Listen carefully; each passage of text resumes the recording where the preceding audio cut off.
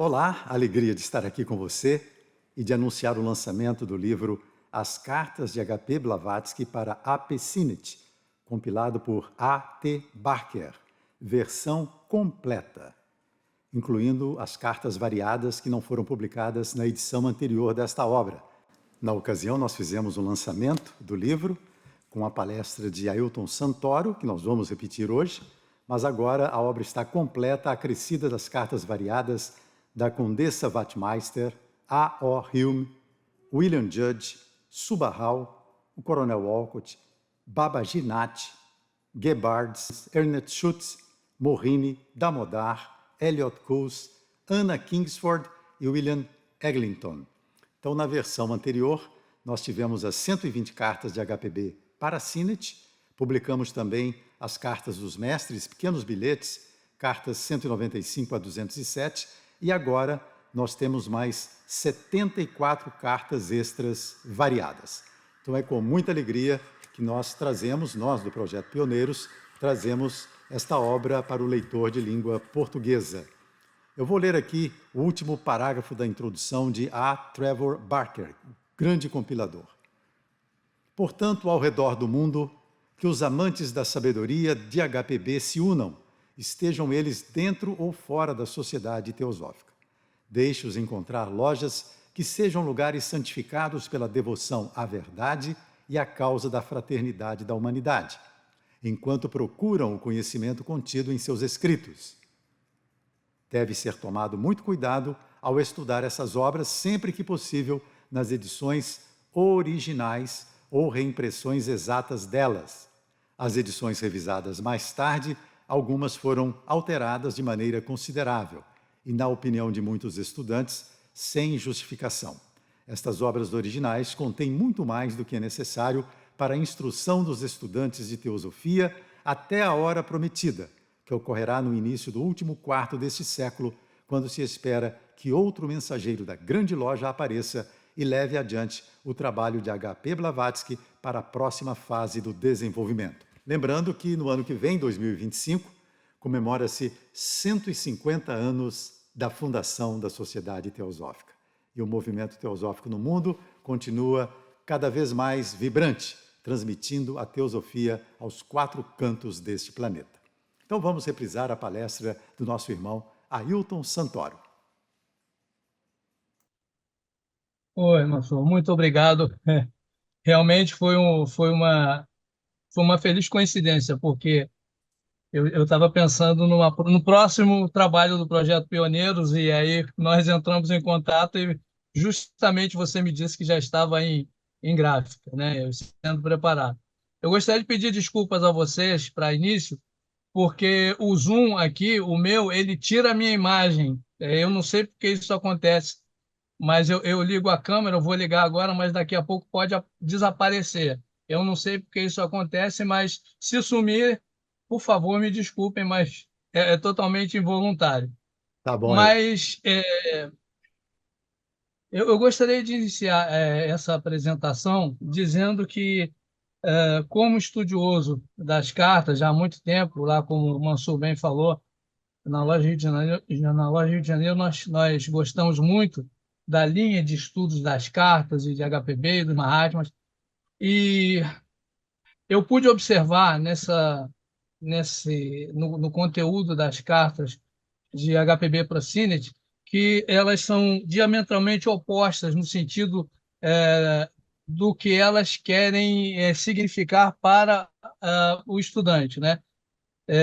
Se as cartas dos Mahatmas elas focam no estudo, né, na transmissão do ensinamento dos Mahatmas, das linhas mestras do pensamento teosófico original, aqui você tem o trabalho de fato, né?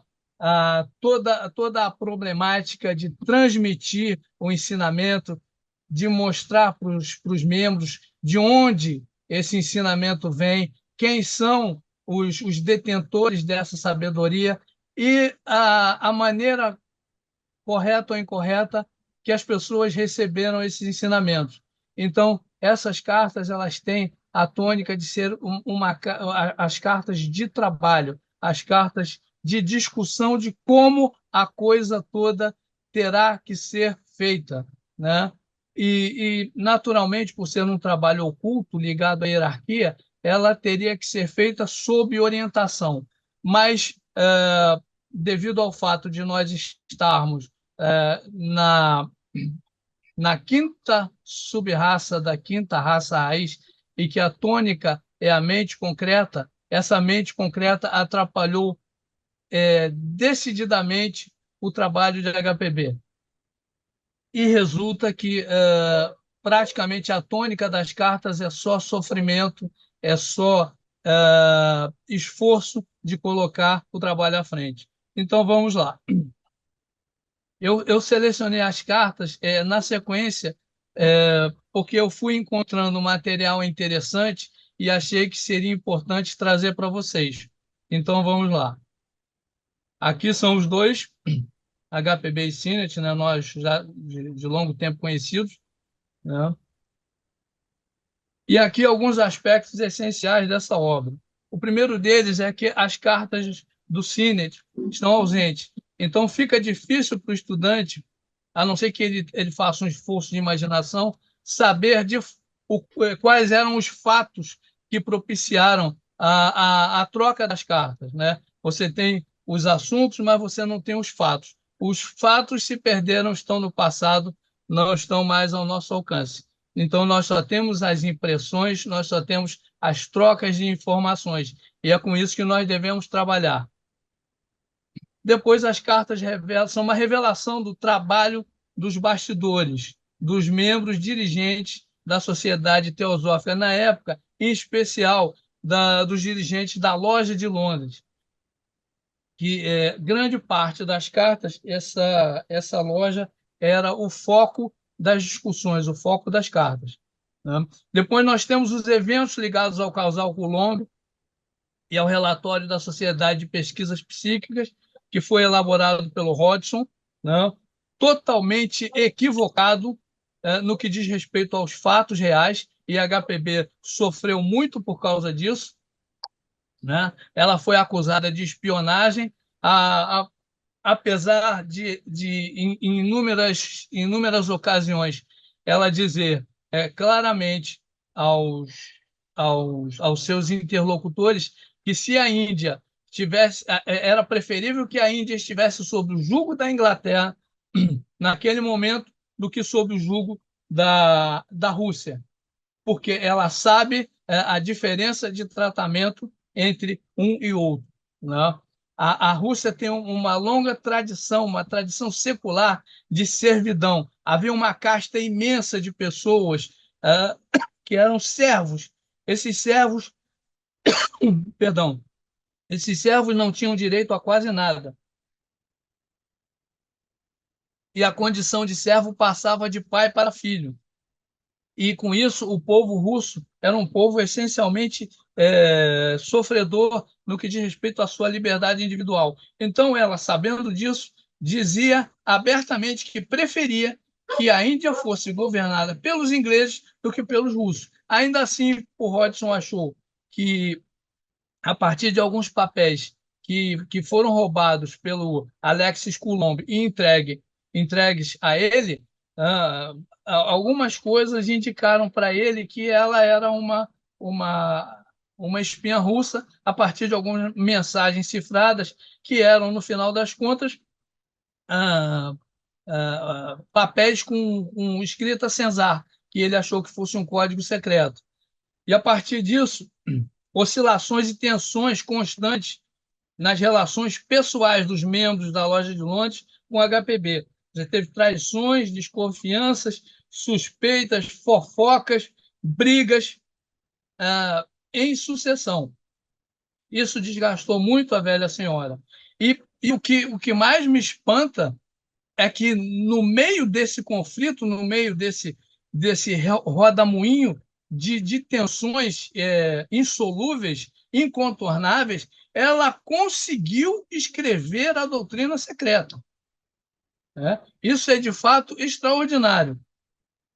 E uma coisa interessante é que se nota no trabalho dos Mahatmas, no trato deles com os seus chelas e todos ligados a eles, é que, uma vez que uma ação de um membro ou de um chela seja iniciada, certa ou errada, essa ação ela é posta adiante, não importam os resultados, né? Isso é muito interessante e isso acontece principalmente no problema da carta de HX, né, que redundou no protesto dos 12 chelas, né?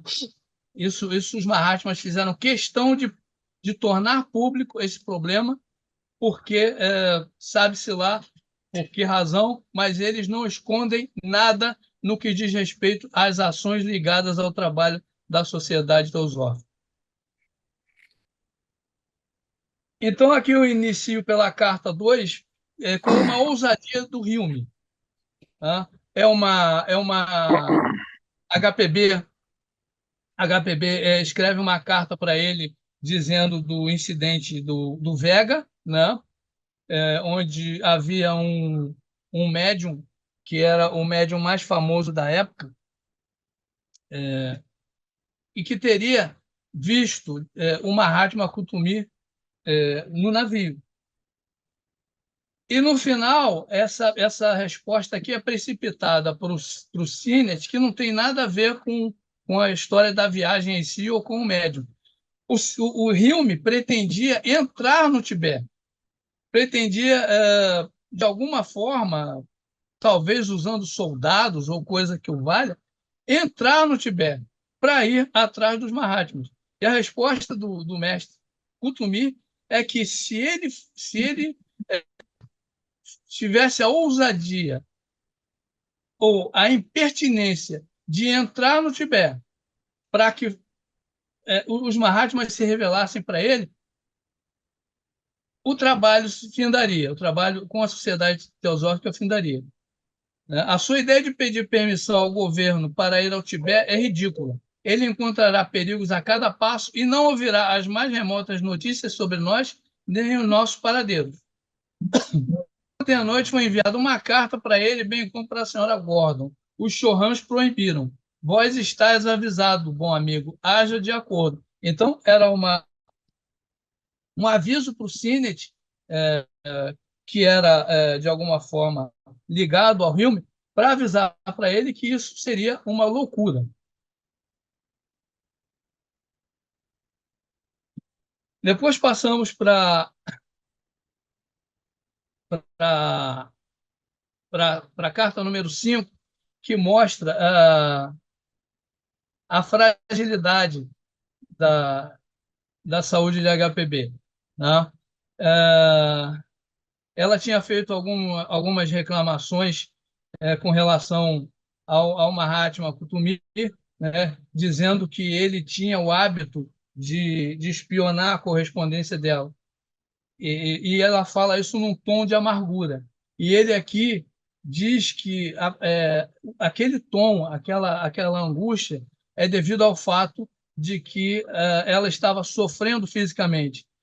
O espírito é forte, mas a carne é fraca. Às vezes tão fraca que até domina o espírito forte que conhece toda a verdade.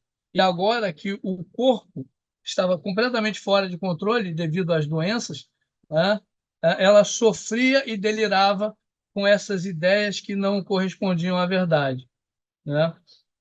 Aí o Mahatma prossegue dizendo: eu lamento dizer que agora só posso usá-la em ocasiões muito raras e com as maiores precauções. Então, ela estava sofrendo muito nessa época e acusava o Mahatma de abrir as cartas, de retirar as cartas dela, quando, na verdade, ele não fazia isso de forma nenhuma.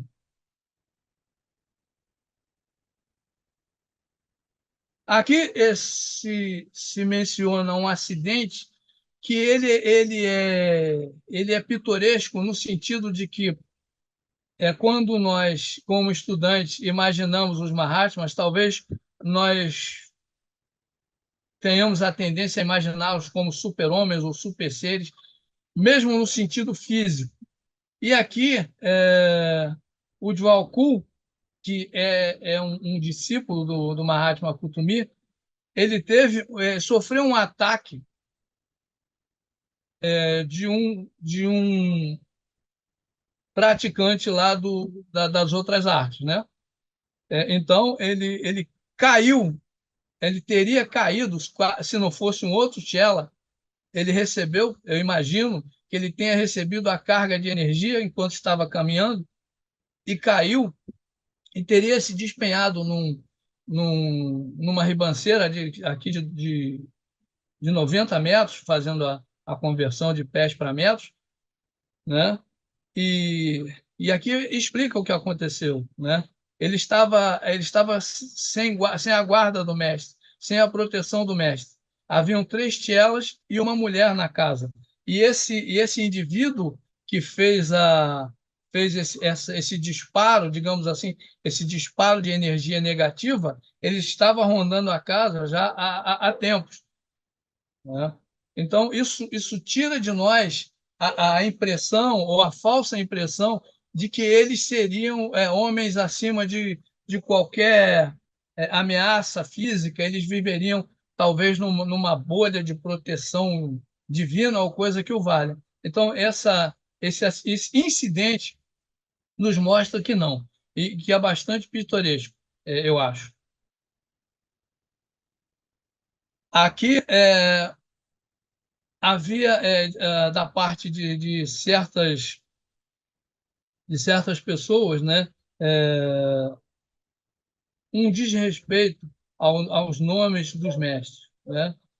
Então, face à divulgação que era feita, né, tanto na imprensa da época, e houve um momento mesmo em que a sociedade teosófica estava em franca evidência, né, atraindo os intelectos mais brilhantes da época sobre as questões do mundo oculto, né? Por outro lado, havia aqueles que não acreditavam, né?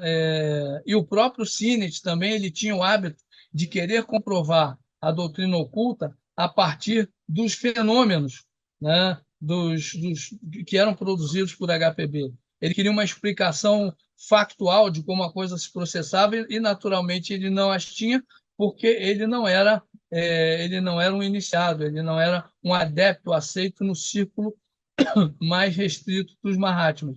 Ele era só um Shela leigo. Então, ela diz aqui que os nomes deles caíram no domínio público e foram blasfemados, né? E ele diz aqui, ela diz para ele, né? Por mais de 2 anos lutamos, vós e eu, por essa questão. Vós sempre insististes que sem os irmãos não havia salvação, para que tirar os seus nomes da situação era como jogar fora a parte do príncipe da Dinamarca de Hamlet. E vós estáveis errado. Podeis insistir até o dia do juízo final que estáis certo, sempre discutirei o assunto. Porque ela sabia do que ela estava falando. Então, essa é uma queixa que ela coloca para o Sinet. 2 minutes. E aqui prossegue dizendo que ela era muito grata pelo que o Sinet tinha feito por ela, né? Em várias ocasiões, no decorrer dessas cartas, ela pede o Sinet a defenda contra A, B ou C, ou ela pede ao Sinet uma espécie de assessoria jurídica, pedindo que o Sinet conseguisse advogados para ela. Então, nesse sentido, ela diz que era muito grata. Mas, se o Chorhan, né, o chefe dos Mahatmas, fizesse qualquer sinal no sentido de que a correspondência com ele ou o contato com ele por cartas devesse ser terminado, ele jamais ouviria falar do mestre Kutumi, mesmo que houvesse, pela parte dos dois, um carinho e uma consideração muito grande. Isso não seria levado em conta por conta da disciplina que é exigida na hierarquia. Então, o contato cessaria, para sempre. Aqui ela mais um tom de amargura, né? Em que ela louva a gentileza, o aspecto cordial do Mahatma Kutumi, dizendo que ele sofre por quando recusa qualquer coisa ao Sinet, mas ele está ligado por votos ao trabalho da hierarquia e ele não pode passar por cima disso, né? E ela lamenta no dia em que teve que colocá-los, que permitiu, que pediu ao Mahatma que condescendesse em aceitar dois ingleses como seus correspondentes, né? Porque os desdobramentos dessa revelação, ou seja, a notícia de que havia homens sábios, homens com poder, ditos sobrenaturais, ou homens com poderes capazes de produzir milagres, foi o que provocou toda a situação dentro da sociedade teosófica. Então, aqui é a nota do arrependimento dela. Mas talvez. Um momento, por favor.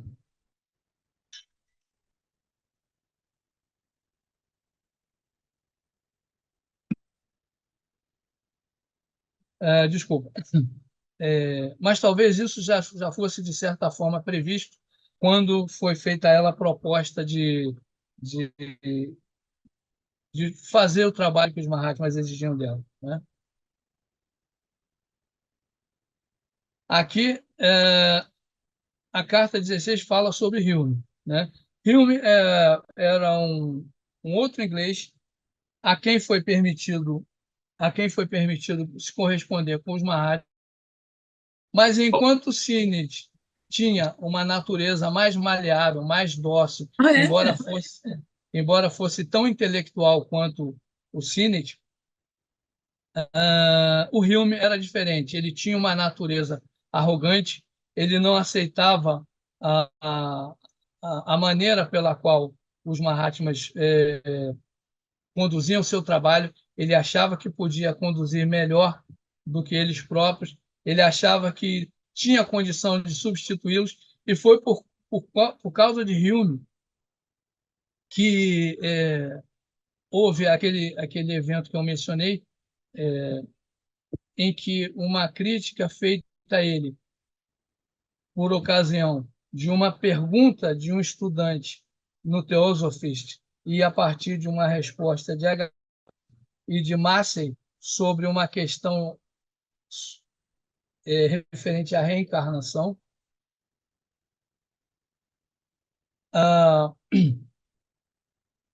Ele escreve uma carta sob o pseudônimo de HX, e nessa carta ele diz que os Mahatmas são egoístas porque eles têm a obrigação de transmitir todo o conhecimento que eles eventualmente teriam ao mundo em geral, né? E que ele fazia uma advertência aos teosofistas ocidentais de que a mentalidade oriental era diferente, que era conduzida por um comportamento de escravismo com relação aos Mahatmas, ou seja, segundo ele, os Mahatmas escravizariam os seus estudantes, mantendo-os dependentes de migalhas de conhecimento. Essa carta provocou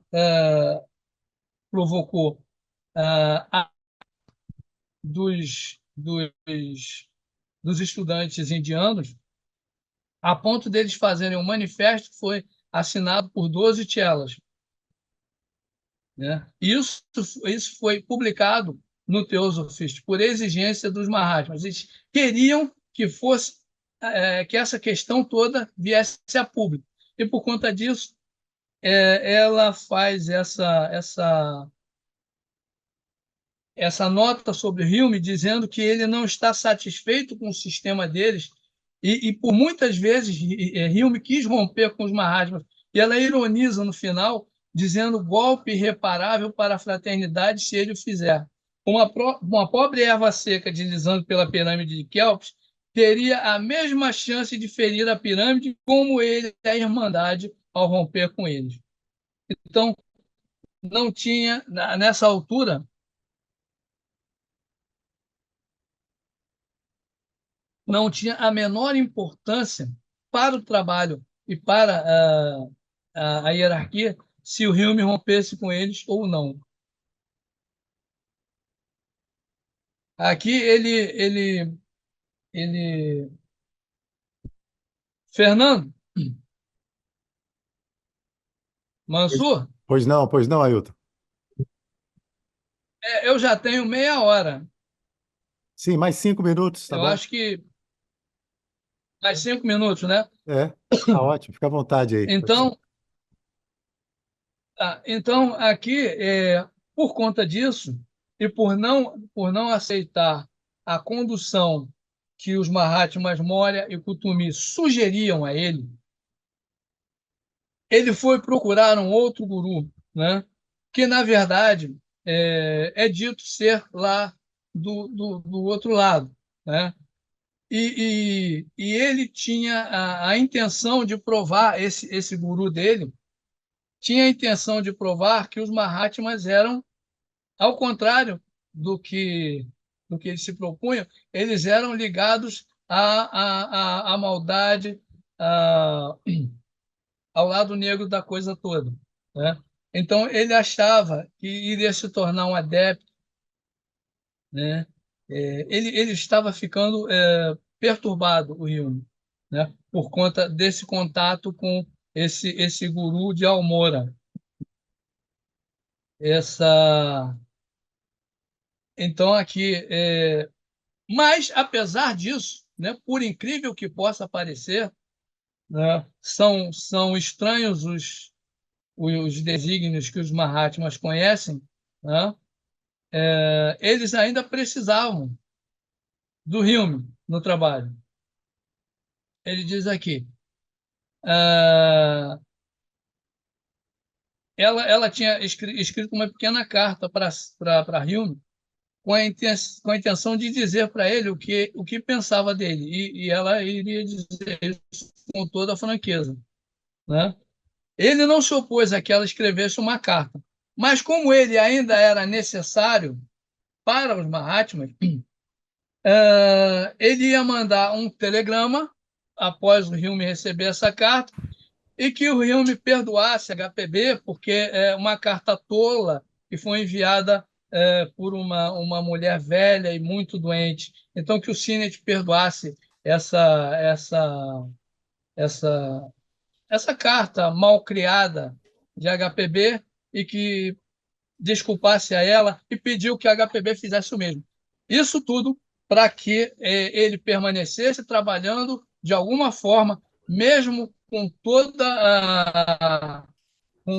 o trabalho de certa forma destrutivo que ele fazia sobre o trabalho dos Mahatmas, mas que ainda assim havia utilização para ele dentro do esquema geral de trabalho da Sociedade Teosófica.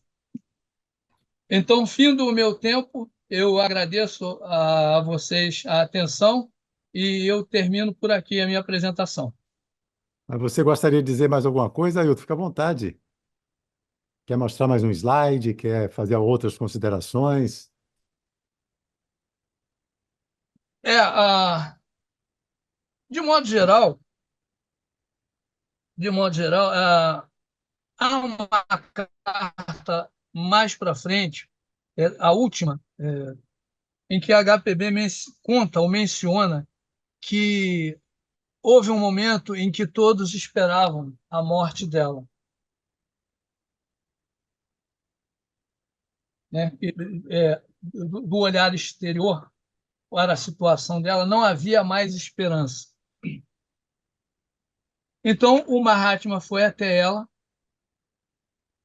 e a partir de uma e antes e depois de arrancar dela, ou de conseguir dela uma promessa que ele tinha, ela diz que ele tinha o direito de exigir dela e no entanto não o fez.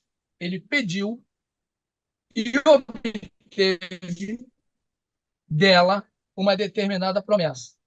E a partir disso, ele considerando que ela devesse saber de algumas coisas, mostrou a ela, além de curá-la, né, de dar a ela uma sobrevida para que ela pudesse terminar o trabalho da doutrina secreta, mostrou a ela toda a verdadeira natureza dos que a cercavam, toda digamos assim, a sordidez da natureza humana, daqueles que a cercavam e que fingiam gostar dela, quando na verdade não gostavam, fingiam aceitar as sugestões e agiam supostamente em nome dela, quando na verdade não gostavam dela e discordavam frontalmente do que ela fazia, e muito mais. Então, a partir daquele momento, ela soube e diz que tudo isso ficou definitivamente gravado na sua alma. A verdade da natureza humana, a verdade daqueles que participavam dentro do movimento teosófico, né? Sem máscaras, sem véus, sem dissimulações. Ela ficou conhecendo um a um. E mesmo assim, conhecendo tanto os seus poucos amigos quanto os seus muitos inimigos, ela continuou trabalhando, apesar de tudo, apesar de toda essa dificuldade, em nome da causa, em nome do mestre, a que ela tanto amava e reverenciava. É isso. Porque na vida a gente quer se conhecer pra